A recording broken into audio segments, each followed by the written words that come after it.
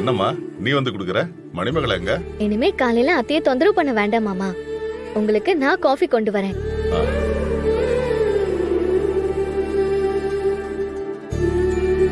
மாமா நல்லா இருக்கா? பிரமாதமா இருக்குமா?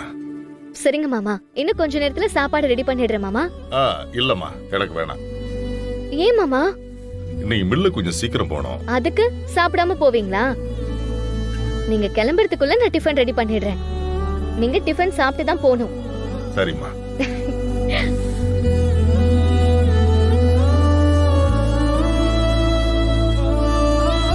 கல்யாணி, கல்யாணி, டீ போடு, வெளியில கிளம்பணும்.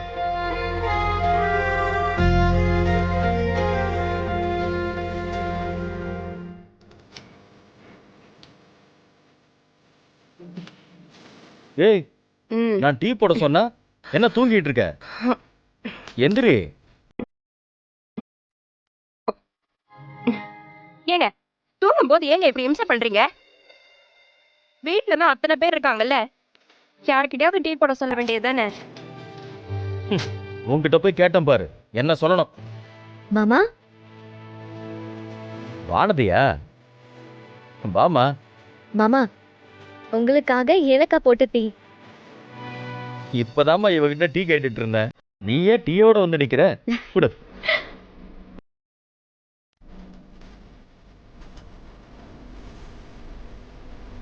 எனக்கு பிடிச்ச ஏலக்காய் டீ ரொம்ப நல்லா இருக்குமா?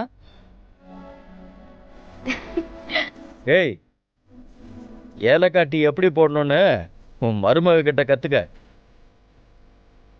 வானதி பிரமாதம்மா.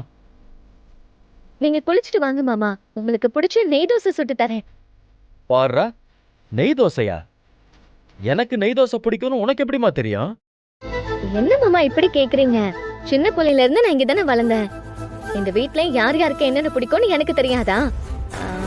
அத்தை, உங்களுக்கும் நான் டீ போட்டு வைக்கிறேன். பல்லு வலிக்கிட்டு வாங்க.